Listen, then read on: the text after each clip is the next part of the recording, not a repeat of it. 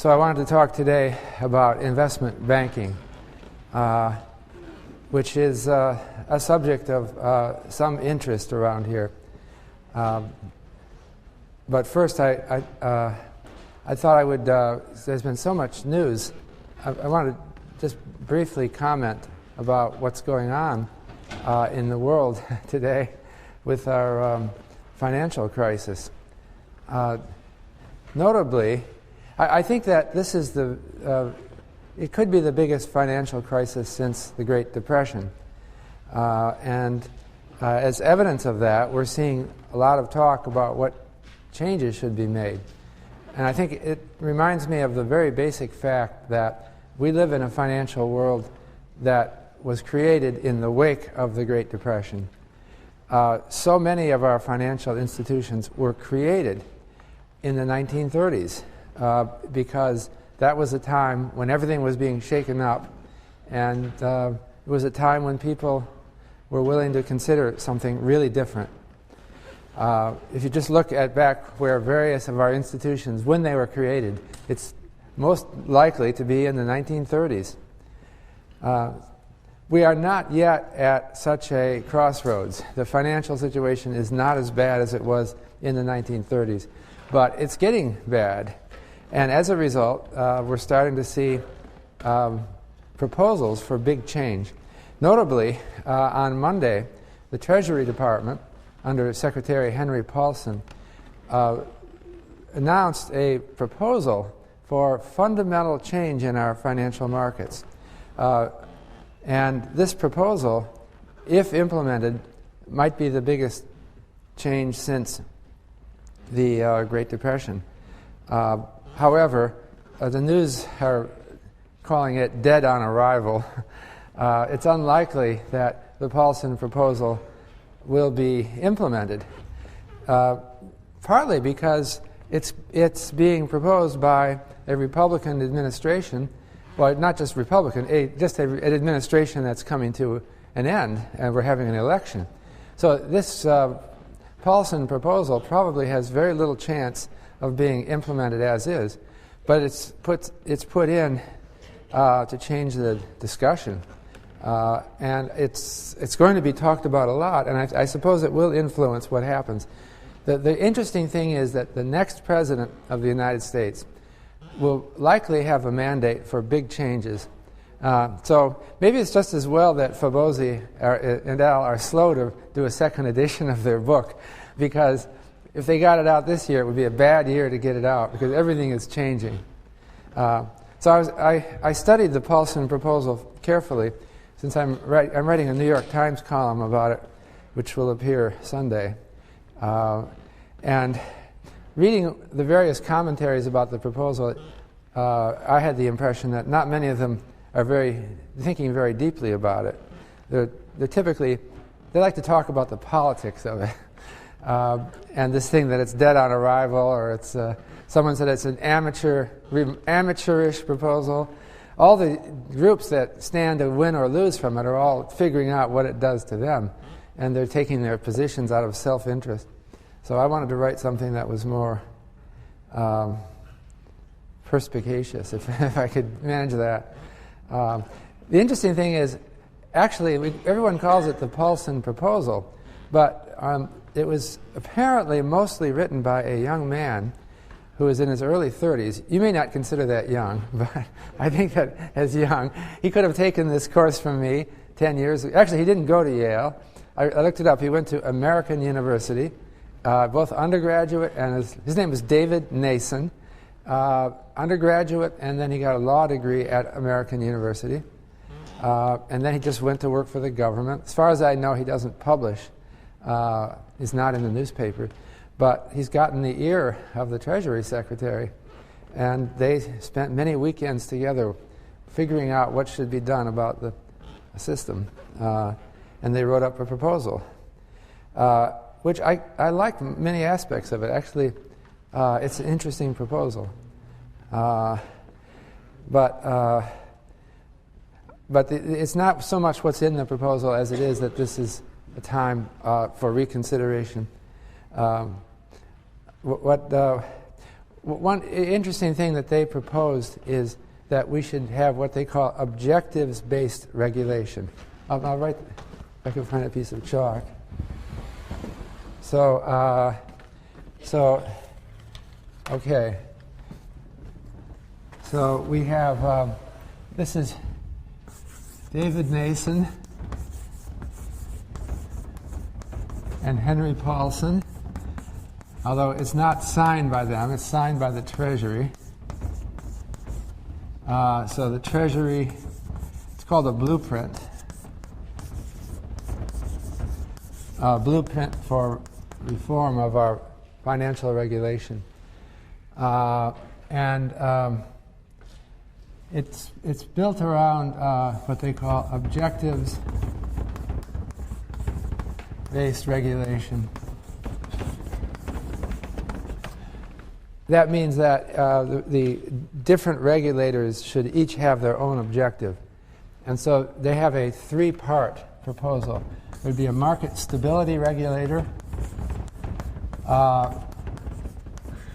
which would make sure that the markets don't freeze up on us. We don't have the systemic crisis. There would be a prudential financial regulator.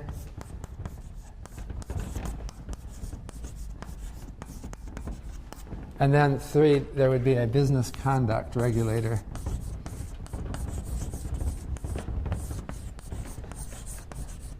So that's the main part of the proposal. And so what they're doing is emphasizing the different objectives of regulators. Market stability is going to be the Fed, but it's not just banking. They want it to be the Fed's role would be broadened so that it's not just a banking regulator. It's the whole financial system. It's supposed to be maintaining the stability of the system. And then the prudential financial regulator is supposed to regulate, it's supposed to aim at protecting the U.S. interest in various institutions that are guaranteed by the government, such as banks that are federally insured, or enterprises that have government guarantees or apparent government guarantees like Fannie Mae and Freddie Mac. And then the business conduct regulator is supposed to regulate what I saw is that it would be aimed at consumer protection, that it would make sure that businesses are protecting individuals. So I found this interesting because it calls to mind some of the problems we had with the subprime crisis. One very important problem was in the U.S., we have regulation divided up in crazy archaic ways. Different agencies were formed at different times, and they have specific missions. And for example, we have the Office of the Controller of the Currency. The OCC was founded in 1863 to supervise national banks, but it only supervises national banks. Well, why not state-chartered banks, or why not credit unions or other things? Well, it's just an accident of history. So what these people are proposing is that we merge various agencies so that and define new agencies of the government that are separated by these different objectives. So an objective defines an agency, a regulatory agency. So what they want to do is merge the OCC and the OTS merger. That's one of the proposals. But I wonder why they don't carry it further, but that's the thing they emphasized. The OCC is Office of the Controller of the Currency, regulates national banks. The OTS is the Office of Thrift Supervision. It regulates savings banks. So we put the two together. That sounds sensible, I guess. Why are they separate? And various other things that they talked about had that form. They want to merge the Securities and Exchange Commission and the Commodity Futures Trading Commission. All right? The Securities and Exchange Commission is the principal government regulator for securities. They make sure that everything is on the level and working right. They help prevent fraud, misrepresentation, manipulation of information in stocks and bonds. The CFTC is the Commodity Futures Trading Commission, and it regulates our futures markets. There's been, over the years, a lot of turf battles between the SEC and the CFTC because it's sometimes unclear whether something is a security or a future. For example, when they started trading stock index futures, both these agencies thought it was in their turf because it involved both stock indexes and futures. Anyway, Paulson is proposing merging these. That makes sense, and it seems like getting rid of some of this division of regulatory agencies is very beneficial. And the division is what hampered regulators from dealing with the financial subprime crisis. So people knew that a lot of bad loans were being made, or loans were being made to people who shouldn't be getting them. Low-income people were being given adjustable rate mortgages with very low starter rates called teaser rates that would be raised in the future. And they were given them in such a way that after the rates were raised, they likely couldn't afford to pay the mortgage anymore, or they'd be under great stress in trying to do so. So a family that bought a house, a low-income family buys a house, they can barely afford it, then the rates go up on them. The parents would have to take out second jobs to try to, they're just going to go bankrupt when that happens. So it was, in some cases, unethical, and it was plainly a problem, and yet the regulatory agencies in the U.S. weren't stopping it. Another reason why the regulatory agencies weren't stopping these problems was because they often saw their mission in different terms. So when I gave a talk at the OCC in 2005, I was asking them about why aren't you policing these mortgages? And their first answer was, well, you have to remember, we were set up in Abe Lincoln's day to manage the national banks. That's our mission. I may be overstating their answer, but I got that flavor from them.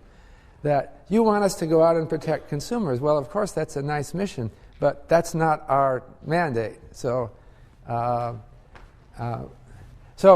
think that what Paulson and Nason want to do is to create a separate business conduct agency that is aimed at consumer protection. And so it would be working parallel with these other agencies but their job would be to represent the consumer. And that sounds like a good idea to me. The thing I stressed in my column was the market stability regulator, which is the Fed. What they want to do is expand the actions of the Fed so that they're not just... You can describe the Federal Reserve or any central bank traditionally as a banker's bank. Remember I told you the story of how the Bank of England was the first central bank, and it made banks keep deposits at the Bank of England. So, in other words, the banks were like customers of the Bank of England. They had to keep deposits there. And the Bank of England watched them to make sure that they were behaving responsibly and had authority over them because it had market power. Well, the Fed is like that now. But what Paulson and Nason want to do is make it more than a banker's bank. They want it to be a bank for the whole financial system. And that's what's already happening. In fact, it's just happening rapidly as we speak. I mean, in this last month, things have changed. The Fed has never given loans to anyone other than a depository institution, that is a bank, until last month, except they did so in the Depression. There was this long gap. In the 1930s, the Fed was making loans to private companies that were not banks. And then they stopped doing that until last month. And they created I mentioned it last time, the Term Securities Lending Facility and the Primary Dealers Credit Facility, which are lending outside the banking system. And so what Paulson wants to do is make that official, that the Fed is no longer just a central bank. It's a market stability regulator. This is going to be very controversial, but I think it's a good thing to raise. In my opinion, this is the trend anyway, and I think we're going that way.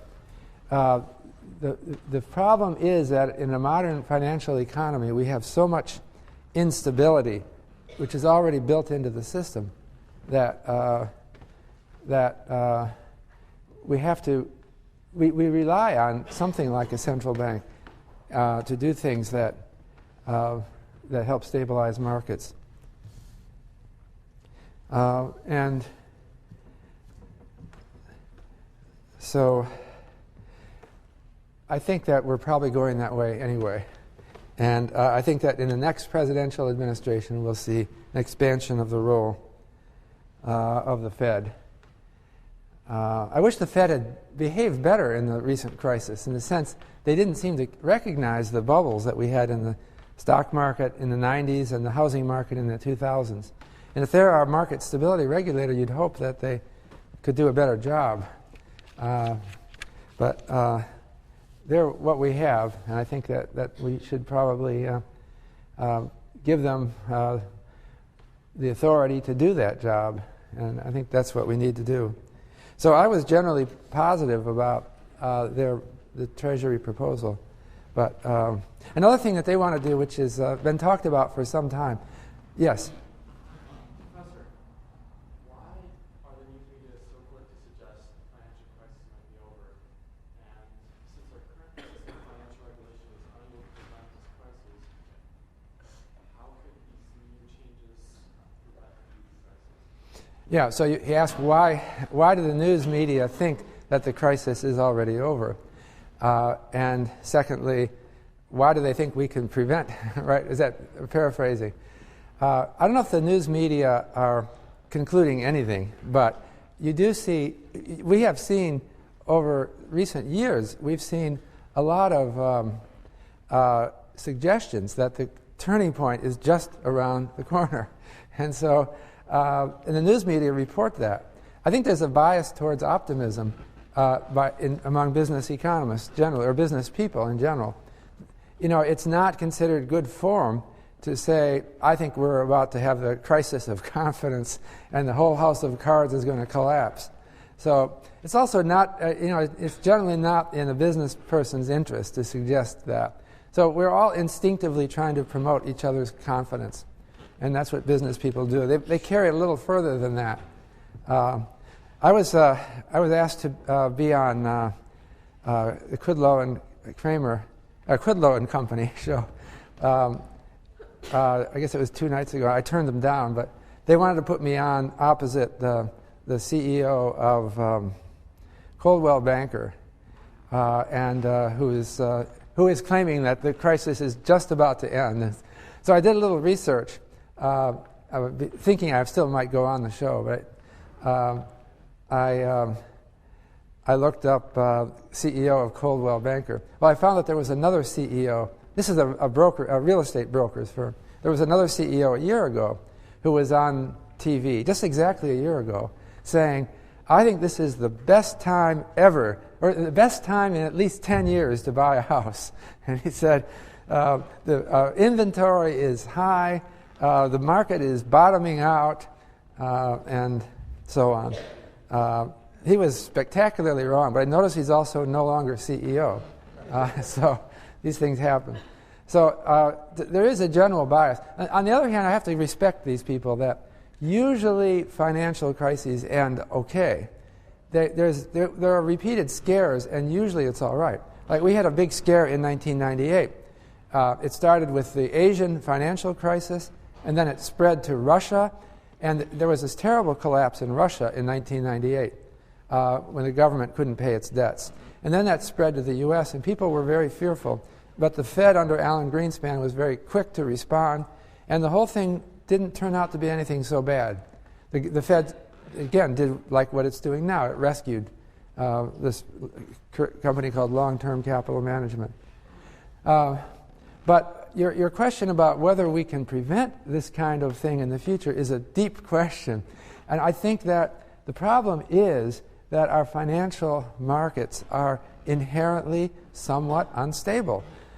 When we start thinking up really important new ways of doing financial business, they start to grow and they get huge. They get bigger and bigger before you know it. And it's amazing how things can suddenly grow, and then nobody understands them. So there's a vulnerability. I was just got the latest number. Do you know how much credit default swaps there are outstanding? According to the Bank for International Settlements, there are now $52 trillion worth of credit default swaps outstanding. $52 trillion. Well, the GDP of the United States is only $14 trillion. So how can there be $52 trillion of... And these things only came in the last 10 years or so.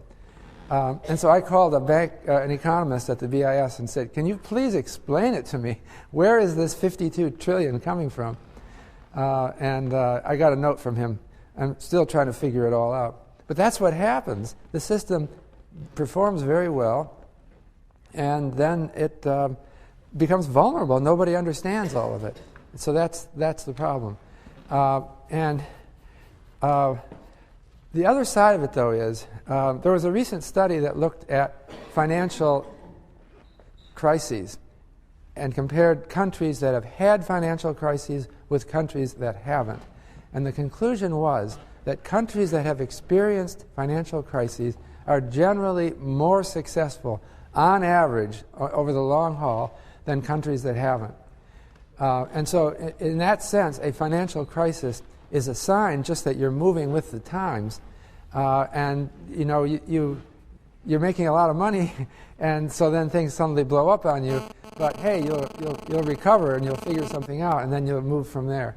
So I don't know that Paulson's proposals. I kind of like them, but I think that they're not enough. That's why I'm writing a book about this. I think there's a lot more to be done. But even if you did everything that I would do, we would still have a vulnerability to financial crises. And part of the reason why I'm endorsing this market stability regulator is that I think that there's no way that we can just guarantee, there's no way we can set up a system that is both very effective in allocating resources and that is also very stable. So, you know, just like when we went to the moon, when we sent people up into space, one of those space shuttles blew up. Well, that's what happens. But most of them made it all right. So that's the way it is in finance as well. So anyway, I'm here to talk today about investment banking, which of course is relevant. This is all part of this general thing. But let me... I said earlier that investment banking seems to be a great interest of students at Yale. That's because they get some really great jobs there. Investment banking is a very important economic institution, and it's fundamental. What they do is fundamental to what happens in our economy. And so, as a result, people who work for them have a chance for a great economic success. I'm not saying you want a job at an investment bank, because it's also demanding and difficult. And I've talked to some of our students who've been taking jobs at investment banks, and sometimes I think they're probably too demanding. As a young person, you should be enjoying your youth and not getting dragged in to some huge investment bank. And there are some terrible stories. Young people who left a college 5-10 years ago, and they got a job at Bear Stearns. and Bear Stearns demanded, I'm just making this story up, but it must be something like this for somebody, demanded 80-hour, 100-hour week devotion to the job, but they kept paying in Bear Stearns stock. Right? And the student was making millions every year. Meanwhile, his youth was going away. And now this imaginary student is now 33 years old, never had time to marry or start a normal life. And then the whole thing blows up, and all the Bear Stearns stock is worth just about nothing. So that's the kind of mistake you don't want to make. I find the industry very interesting. You have to form some kind of balance in your life and not let anyone demand 100 hours a week of your time. And if they do, you should sell the stock they give you as soon as you can and diversify. But I also like investment banking because I've created one. We have, my colleagues and I founded an investment bank called Macro Markets. And I'm not actually running it. I'm it's named after a book I wrote called Macro Markets. And we're not a very big or important bank yet, but it makes me interested in the whole field. We have only hired one Yale student so far because we're too tiny. So we're not hiring, in case you wonder. So yeah, it was a student in this class that we hired. But again, that's all history. So anyway, what is investment banking, which is the subject of this? Investment banking means the underwriting of securities. That is arranging for the issuance by corporations of stocks and bonds. So the term bank is misleading because we often use it, I'm writing over here, a depository institution is an institution that accepts deposits and makes loans or invests the money from the deposits. Do you know what I mean by a deposit? If you go to a savings bank or a savings and loan or a commercial bank and you say, I want to open up a checking account, that's a deposit, or I want to open up a savings account, that's a deposit. Okay, the thing about a deposit is you deposit your money as an individual, and there are millions of people that all deposit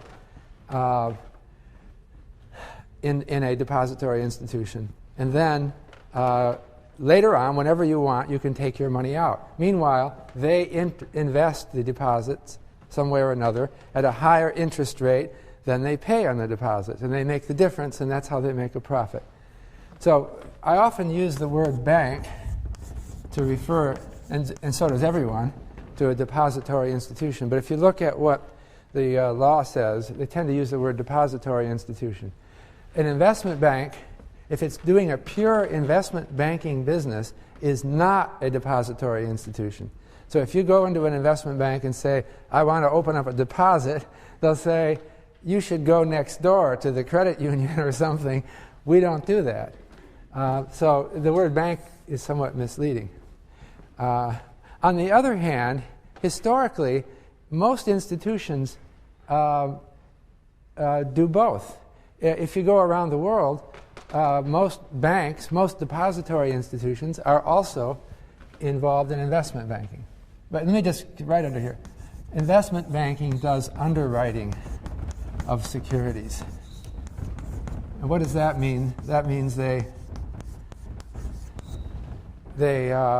arrange for the issuance by other institutions of securities.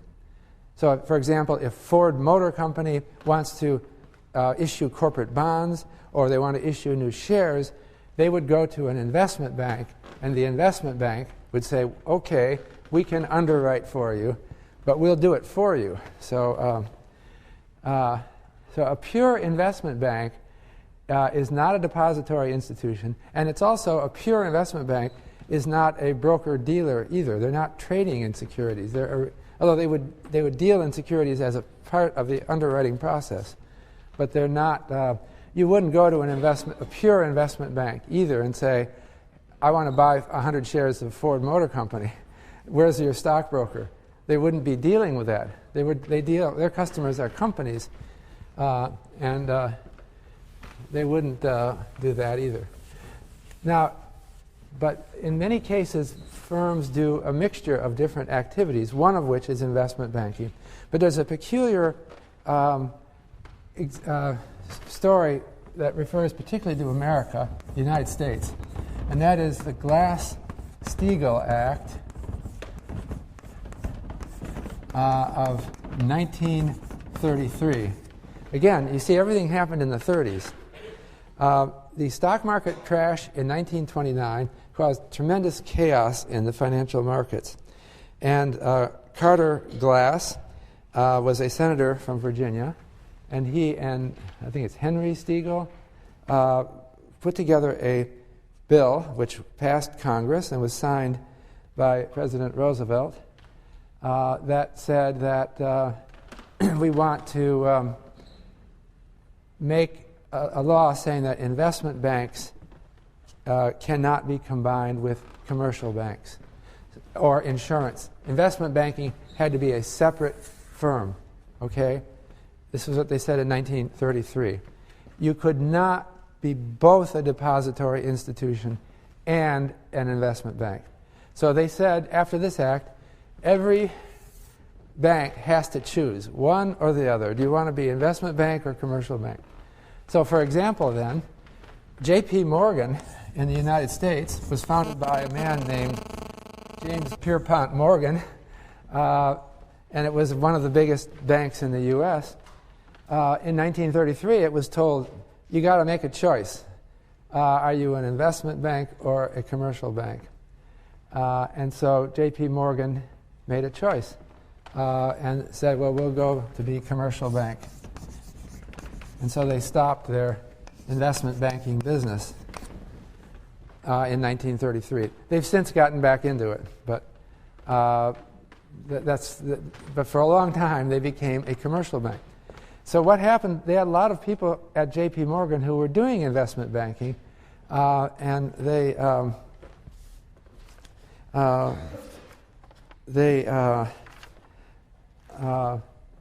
were upset because J.P. Morgan was shutting them down. So there was a Mr. Stanley, I forget his first name now, who is, I've mentioned him because he was a Yale graduate. And he got the guys together from J.P. Morgan who did investment banking. And J.P. Morgan was dead already, but his son, the young Morgan, and he created Morgan Stanley. Okay.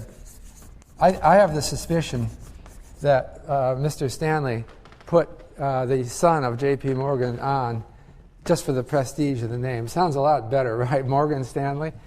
And so this became an investment bank. Okay.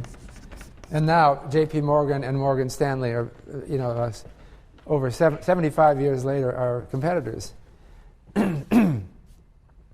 So that is the important history of Glass-Steagall. But the problem is that as the years went on, in the U.S. we had a division between investment banking and commercial banking, but in Europe and in other places of the world, banks were under no such restriction. So there was a lot of complaints that our laws in the U.S. were handicapping the U.S. banks. So finally, Glass-Steagall was repealed. And that didn't happen until 1999. So we have the Leach, Bliley, if I'm spelling this right, Act of 1999, which repealed Glass-Steagall. And so that led then to a whole wave of mergers of investment banks. So J.P. Morgan and Morgan Stanley could presumably have merged, but they didn't. They've become too much competitors, and they just developed their own. They just internally adopted more broad definition of their business. But there's lots of mergers that we can talk about that came either sometimes they occurred just before 1999,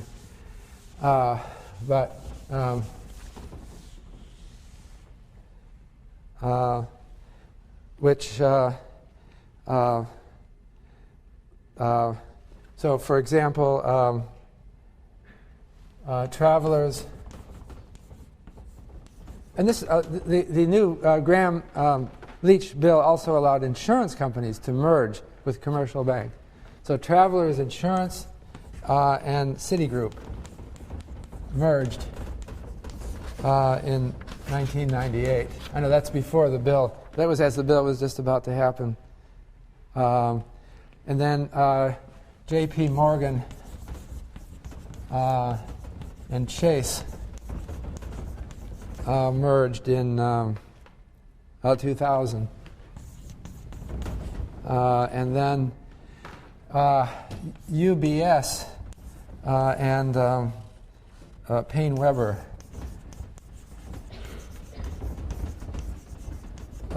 merged in 2000. And Credit Suisse, a Swiss bank, and Donaldson, Lufkin, and Jenrette.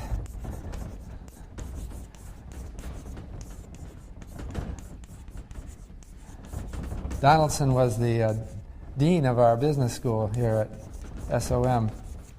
But that merger occurred in 2000. So those are some examples. So now we're seeing a movement back toward so that a bank has an investment banking business within it, but it's not just an investment bank. And so sometimes hard to define what something is.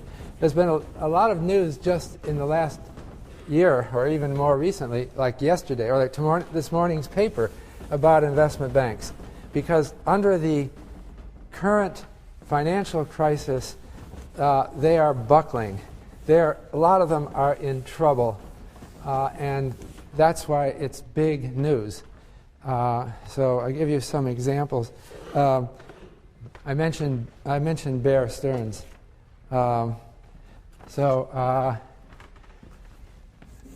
Bear Stearns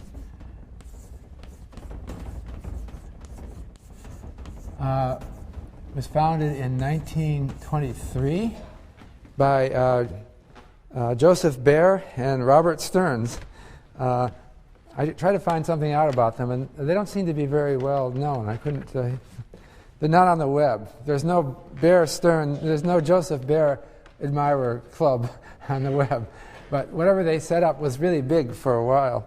So we say from 1923 to 2008 when it went bust. So it lasted 85 years. It has investment banking business, but it also has private equity business and private banking.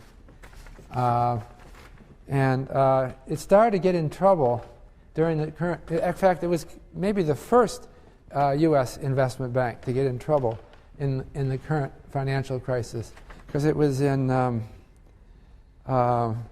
June of 2007. They had some of their funds collapsed. They had funds that were investing in subprime mortgages, and this is a sign of something wrong. The names of these funds were the Bear Stearns High Grade Structured Credit Fund. You know, to say high grade. You know what high grade is supposed to mean in finance? That it's not going to fail on you, right? Well, and they had another one called the Bear Stearns High Grade Structured Credit Enhanced Leverage Fund. Now that sounds a little bit like a contradiction. You should, as a consumer of financial products, wonder when they put both high grade and leveraged in the same name, right? High grade is supposed to mean safe, but leverage sounds like the opposite, doesn't it? Leverage means that they borrowed a lot of money to buy risky subprime securities. So if they borrowed 80% of the money, the securities only have to lose 20% of the value for you to be wiped out, right? So that shouldn't be high grade if it's so leveraged. So anyway, these two funds were wiped out, and Bear Stearns had to deal out $3.2 billion. That was last summer. But the news kept getting worse and worse. Apparently, Bears had invested a lot in securities that were unstable. And so it finally became where rumors started developing that Bear was... It was really rumors that killed Bear. The rumors started going that, Bear is in trouble, and so they're going to be in bankrupt before long. This is exactly the market stability problem that Paulson is talking about. Once the rumors get started, everybody is saying, don't do anything with Bear. Don't lend them any money. Don't just stay away from them. Even young people who are getting jobs, and they were right to think this, don't even take a job with them because you're going to be on the street again shortly. So it's that kind of rumor that killed Bear Stearns, and so they couldn't pay their bills, and they were finding it difficult to sell their assets to come up with money, and so the Fed decided to bail them out. This was a huge Fed bailout. Well, they didn't want. The Fed didn't want to bail out the stockholders. They didn't want to just give money to people who would invest because firms are supposed to be allowed to fail.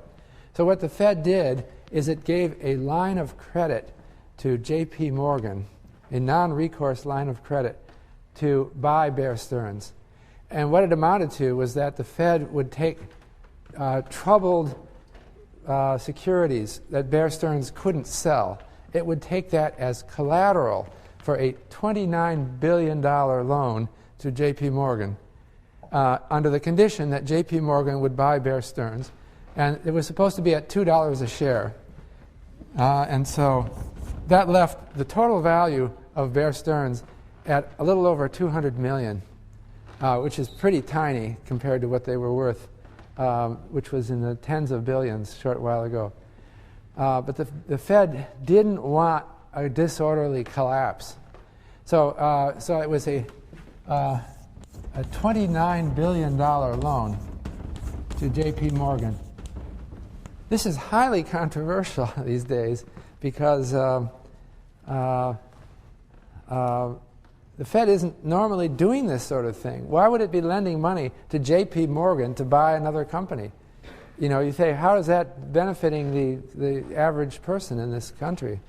But it does benefit them because if they didn't do this, Bear Stearns would have dumped its assets on the market. It would go down in flames.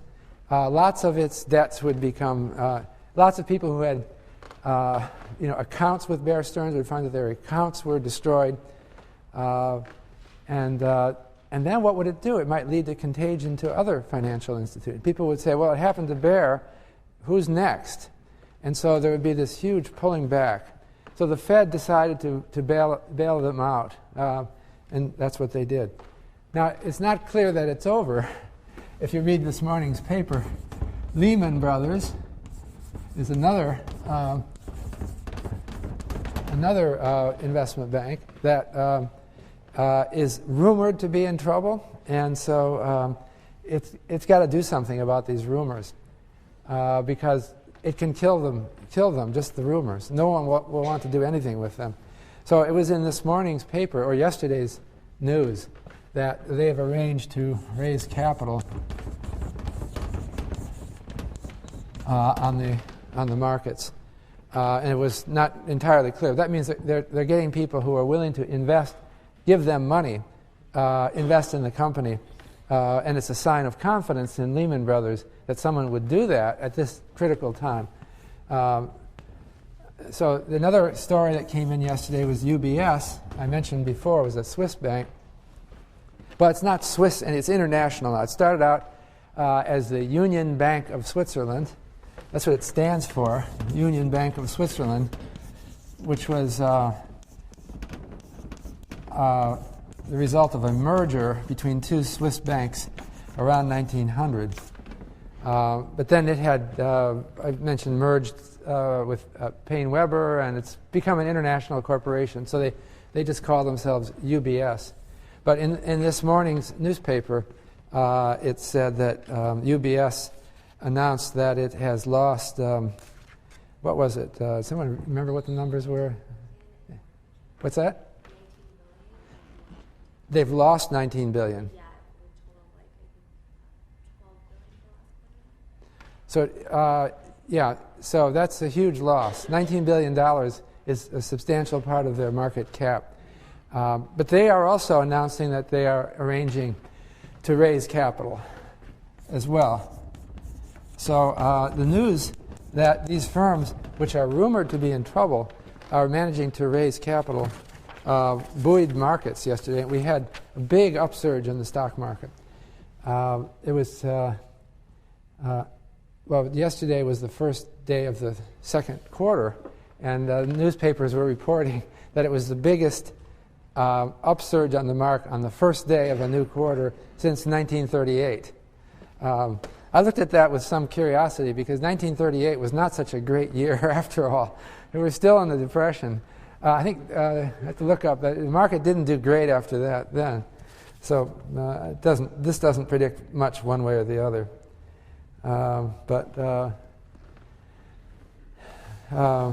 So anyway, this is where we are now. It's an interesting situation. If you are thinking of taking a job at one of these companies, you might consider look at their situation, because some of these companies could follow the way of Bear Stearns at this point. We have the Fed aggressively lending and trying to prevent another thing. But you know, the Fed is not in the business of making sure that your career is a success. They're in the business of preventing a systemic failure. So while the Fed arranged for an orderly dissolution of Bear Stearns, it didn't do a whole lot of good to Bear employees. Who we'll see what happens to all of them. I don't know the whole story, but it's a tumultuous world out there. It's not like you live in an academic environment where Yale University has been in business for over 300 years, and it looks so stable here. Well, this is a very stable business, and these other businesses are not so stable. But anyway, I wanted to talk about the underwriting process and what it's done. So I think underwriting of securities is it's analogous. The investment banking business is analogous to the business done by ordinary commercial banks, in the sense that it deals with a moral hazard problem and an asymmetric information problem. We were talking about what banks do, commercial banks. Remember, I was telling the story that the big problem with lending to companies is that it's hard to tell whether they are really deserving of the loan or not. And so a commercial banker is someone who lives in a business community and keeps abreast of everything that's going on and plays golf with all the local business people and has a sense, here's the gossip, has a sense of who's responsible, who will pay back a loan, who's got a business that's really going, who's got a business that's sick and on the way out. And so that's what a bank does. So everyone else who wants to invest doesn't know this, but they put their money in the bank. And then that's the idea. So the moral hazard is the moral hazard that the company which receives a loan from the bank would take the money and run. And the asymmetric information problem is that you as an investor, if you were to make loans directly to a company, you would be suffering at a disadvantage because you know less than other people. You don't play golf with these people, and so you would end up taking on the worst loans that would fail. Well, the same thing applies to underwriting but they do it in a different way. Instead of instead of creating deposits at a bank, they underwrite securities, and they are not taking the money. They're just an intermediary between you, the public, and the issuer of the security. But it's much the same thing. It's the reputation of the bank that makes it possible for firms to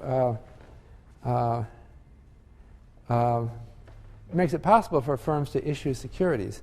So the underwriting process is very important to understand because it's a process that allows issuers of securities to take advantage of the reputation of the underwriters. The issuer of the security may not be so well known or not so well understood. And so what happens is the underwriter, it's a little, what's a good analogy? I was going to say it's like a dating service, but I guess dating services don't do this, right? They don't testify to the moral character. They should. It would be nice. Do they do that? Does anyone do that? They probably can't, right? That's an even bigger moral hazard problem. When you're looking for a spouse, you have a huge moral hazard problem, and there's nobody there to help you, as far as I know. But at least in the business world, we have professionals. So they're matchmakers in a sense. They're trying to match up a company that's issuing securities to buyers of the securities. And this is an important reason for a difference between investment banking and other aspects of finance. Investment bankers, well, compared particularly to traders, investment bankers like to cultivate an image of sober responsibility and good citizenship because they thrive on their reputation. And so to be successful as an investment banker, you have to be so impressive and such high character that companies like Ford and GM will come to you to represent them in the sale of their securities. So as a result, investment bankers tend to be well-dressed. They tend to be patrician in their appearances and manner. And in contrast, traders tend to have vulgar accents. They shout on the phone. They slam the phone down.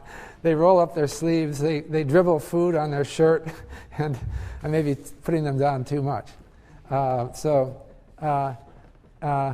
I personally think that we have a strength at Yale because of our patrician image in providing people to work for this field.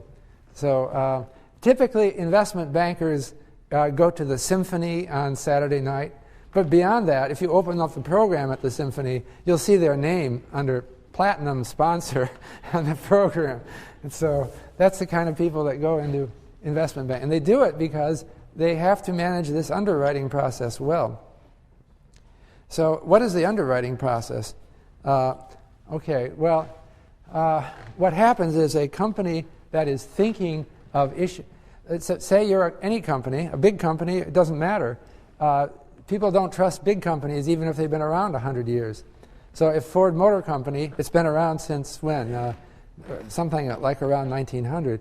But people sure don't trust it anymore because it's had a history of troubles. It's not a question just of morality or anything. It's a question of, are you willing to buy their securities? So they would go to an investment banker and say, we need money. We'd like to raise it by, say, issuing shares in our company. And then they would probably contact a number of investment banks and try to make a deal. Now, there's two kinds of deals. There's a bought deal and a best efforts. The difference is some investment bankers will tell the company, you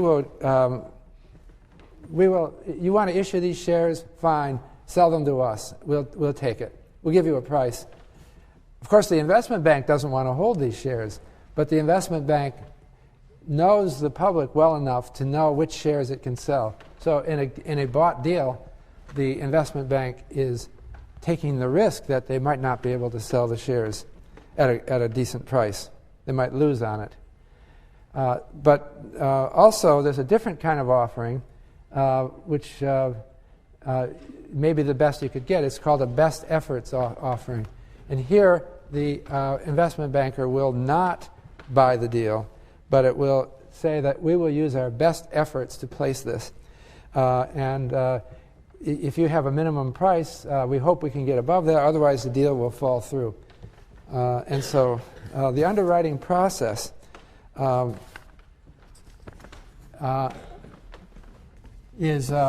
takes the form of, it's actually very much regulated by the Securities and Exchange Commission. So the process is formalized. In order to issue securities, we're talking about public securities here, you have to register them with the SEC. And so the SEC then becomes a partner or an adversary in your effort to issue these securities. So the SEC, Securities and Exchange Commission. All this might be changed next year, who knows, but this is the way it is right now. The law says there's a pre-filing period. You have to file with the SEC to get your securities effective. So the idea is, say Ford Motor Company wants to issue new shares, they go to the investment bank, then the investment bank negotiates with the firm, with Ford, about what kind of securities it wants to issue and what price is reasonable. And during this period, the SEC says there's no talk to the public about the shares. During this period, no talk publicly. The SEC wants to manage the process so that everything is done appropriately. At this point, during the pre-filing period, the investment bank forms a syndicate of other underwriters, and they sign an agreement among underwriters. Usually, one investment bank is not big enough to handle a big issue, and it wants to get help of other investment banks. And so they form a syndicate of underwriters during the pre-filing period. The underwriter, there's a lead underwriter, which Ford Motor Company approached first, and the lead underwriter promised to take on the issue, but the lead underwriter doesn't want to do it itself. And the reason it doesn't want to do it just itself is that in order to sell an issue to a broad public, you have to make use of a broad network of contacts with the public. And no one underwriter, no one investment bank has them all. So they form a syndicate, a group of investment banks that are all participating in the issue of the security. And then they file. And then there's what's called a cooling off period.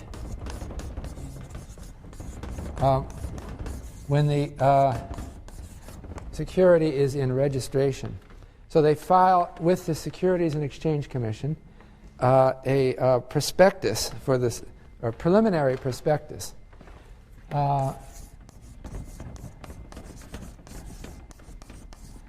This goes to the Securities and Exchange Commission for approval. Well, it's not really approval of the issue, but it's registration of the issue. And the preliminary prospectus is called the red herring.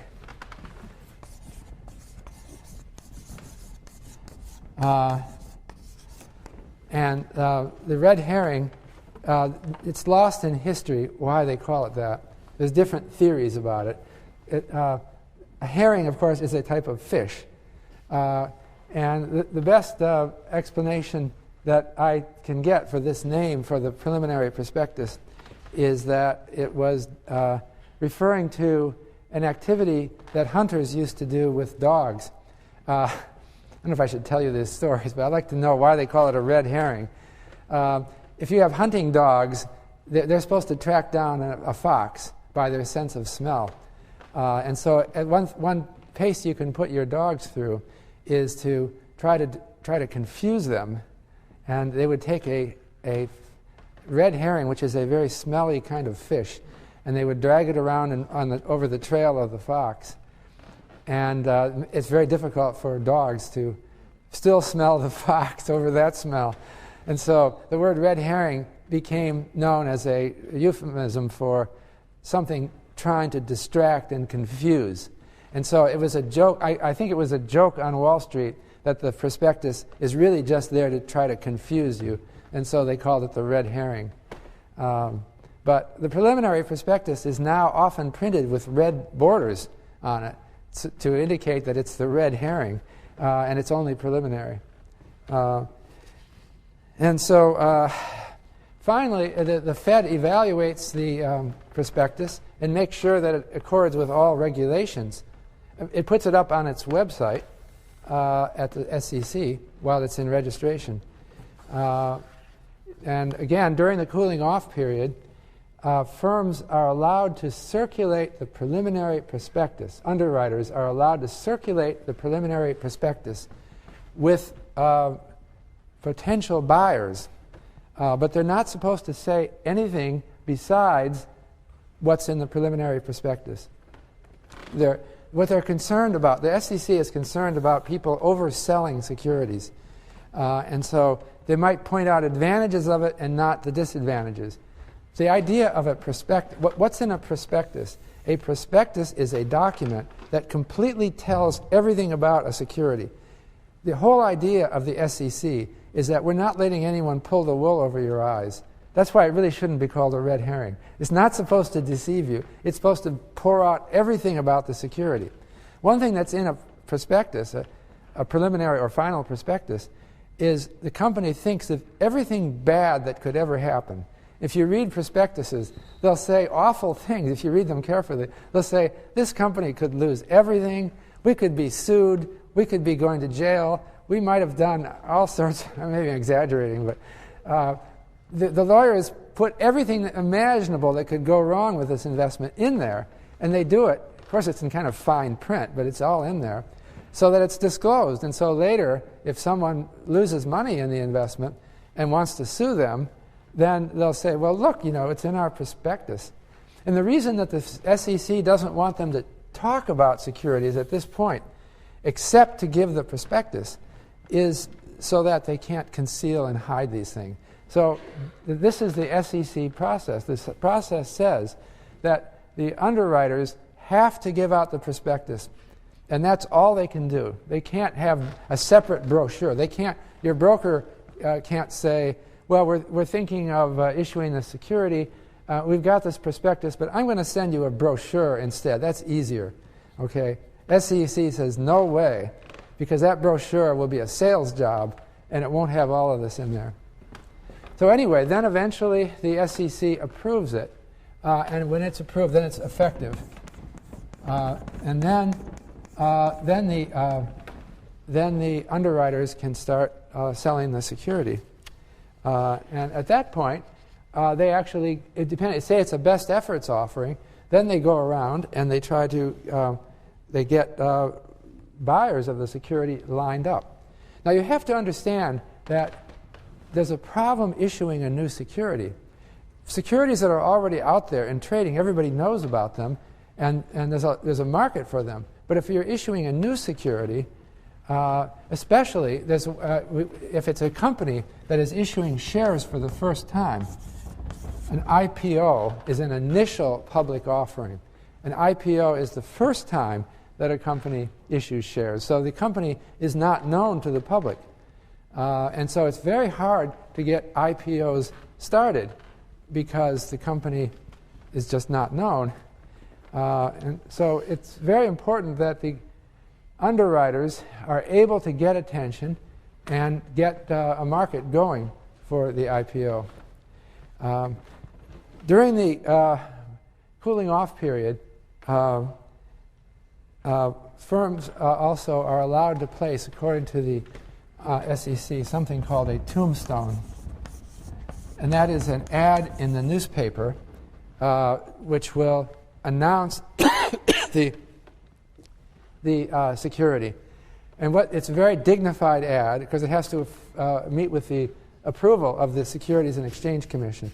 But a tombstone will say, Ford Motor Company, 1 million shares offered, and then it will list all of the underwriting syndicate. So it'll be a list of all the investment banks that participated in the issue. So that's the basic process that underwriters go through to issue securities. Now, part of the thing is, I just want to close with, basically, I think that investment banks are very similar to impresarios in what they do. What I mean by an impresario is someone who manages a singer or a musician in concerts. But it's a little different. But an underwriter is managing the career of a security, just like somebody else would be managing the career of a singer.